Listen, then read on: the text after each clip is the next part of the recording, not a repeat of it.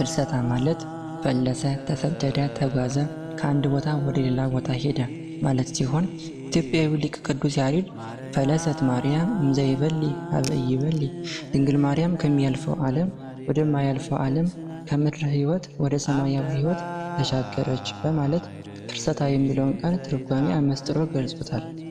ጾመ ፍልሰታ ከእመቤታችን ድንግል ማርያም የዕረፍት ታሪክ ጋር የተያያዘ ነው። እመቤታችን በዚህ ዓለም 64 ዓመታትን በሕይወተ ሥጋ ከቆየች በኋላ ጌታችን የእናቱን ተድላ ነፍስ እንጂ ተድላ ሥጋዋን አይወድምና ጥር 21 ቀን 49 ዓመተ ምህረት አረፈች። አፉየ አስተንፈሰ እረፍቷም እንደሌላው ሰው በሕማምና በድካም አይደለም።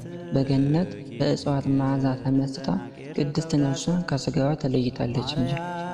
ታሪኩ በነገረ ማርያም እንደተጻፈው ሐዋርያት እመቤታችንን በአጎበር አድርገው አክብረው ወደ ጌቴሴማኒ መካነ መቃብር ይዘዋት ሲሄዱ አይሁድ ለምቀኝነት አያርፉም ነበርና ቀድሞ ልጇን ተነሳ አረገ እያሉ ሲያወቁ ኖረዋል። እርሷን ደግሞ ተነሳች አረገች እያሉ ሊያውቁን ነውና ኑ የማርያምን ሥጋ በእሳት እናቃጥለው ብለው በምቀኝነት ተነሱ።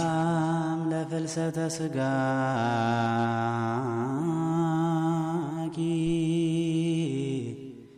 ምስለ ነፍስ። ከመካከላቸው አንድ ታውፋንያ የሚባል አይሁዳዊ ከሐዋርያት እጅ ለመንጠቅ ዘሎ ሄዶ የአልጋውን ሸንኮር ሲይዝ የታዘዘ መልአክ በረቂቅ ሰይፉ እጆቹን ቆረጠው። እጆቹም በአልጋው ሸንኮር ላይ ተንጠልጥለው ቀሩ። የምሕረት እናት የሆነች ድንግል ማርያም ቅዱስ ጴጥሮስ ጸልዮ እጁን እንዲመልስለት ነግረው እንደነበረ አድርጎለታል። የእመቤታችን ሥጋዋን መላእክት ከዮሐንስ ወንጌላዊ ጋር በገነት ከዕፀ ሕይወት ስር ወስደው አስቀምጠውታል። ሥጋዋ ያለበትን ሐዋርያው ቅዱስ ዮሐንስ አይቶ እነርሱ ባለማየታቸው እመቤታችን ባረፈች በ6ኛው ወር ከነሐሴ 1 ቀን እስከ 14 ቀን ድረስ ከጾሙ በኋላ በ14ኛው ቀን ሥጋዋን እንደገና ከጌታ ተቀብለው በጌቴሴማኒ ባለው መቃብር ቀብረውታል። ወለላ ወይልይዎ ለትካዜ ማርያም። ከዚህ በኋላ እንደ ልጇ በ3ኛው ቀን ተነስታ መላእክት እየዘመሩላት ወደ ሰማይ ስታርግ ሐዋርያው ቶማስ ከሀገረ ስብከቱ በደመና ተጭኖ ወደ ኢየሩሳሌም ሲመለስ ዕርገቷን በማየቱ መላእክት እመቤትህ እርሷ ናት ስገድላት አሉት። እርሱም በፈቃድ አይደቅ እንደምናው ይላል። ከደመናው ሊወድቅ ወደደ። ምክንያቱም ቀድሞ የልጇን ትንሣኤ ዛሬ ደግሞ የእርሷን ትንሣኤ ባለማየቱ ነው። እመቤታችንም ትንሣኤን ያየህ አንተ ነህ ሌሎቹ አላዩም ብላ ሐዋርያት ገንዘው የቀበሩበትን የሐር ግምጃ ሰጥታ አጽናንታ ሰደደችው።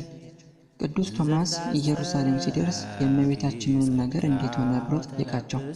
እነርሱም አግኝተው እንደቀበሯት ነገሩ። እርሱም ያየውን ምስጢር በልቡ ይዞ ሞት በጥር በናሲ መቃብር ለሰሚውም አያምር ይህ እንዴት ይሆናል ቢላቸው፣ ቅዱስ ጴጥሮስ ድሮም አንተ ተጠራጣሪ ነህ፣ ማን ያርዳ የቀበረ ማን ይናገር የነበረ እንዲሉ ገንዘን የቀበርናት እኛ እያለን እንዴት ትጠራጠራለህ ብለው ወደ መቃብሯ ሄደው መቃብሯን ቢከፍቱ ባዶ ሆኖ አገኙት። በዚህ ተደናግጠው ተያዩ። በዚህ ጊዜ ቅዱስ ቶማስ አታምኑኝም ብዬ ነው እንጂ እመቤታችን ተነስታ አረገች፣ ይኸው ምልክቱ ብሎ ገንዘው የቀበሩበትን ሰበን አሳያቸው። እነርሱም አምኖ ሰበኗን ለበረከት ተካፈሉት። ለክብራም ፍልሰተ ሄኖክ ወልደ ባረካ ማርያም። በዓመቱ ነሐሴ 1 ቀን ሐዋርያት በመንፈሳዊ ቀናት ተነሳስተው ቶማስ ትንሣኤዋን አይቶ እኛ ሰናይን እንዴት ይቀርብናል በማለት ነሐሴ 1 ቀን ሱባኤ ጀምሮ በ16ኛው ቀን የሐዋርያትን ሱባኤ ተቀብሎ እመቤታችንን መለመን ጴጥሮስን ተራዳኢ ካህን፣ እስጢፋኖስን ሠራዬ ዲያቆን አድርጎ ቀድሶ አቅርቧቸዋል። ከዚህ ጊዜ በኋላ ከነሐሴ 1 ቀን እስከ 15 ቀን ጾመ ፍልሰታ ተብሎ ሁሉም የኦርቶዶክስ ተዋሕዶ ተከታይ ይጾመዋል። የእግዚአብሔር ቸርነት፣ የእመቤታችን የቅድስት ድንግል ማርያም አማላጅነት፣ የቅዱሳን ሐዋርያት ጸጋና በረከት አይለየን። ጽኔት በድንግልና ስርጉት በቅድስና እመቤታችን ጸጋውን ክብሩን እንዳይነሳን ለምኝልን። አይምሮውን ልቦናውን ሳይብን አሳድሪብን። አሜን።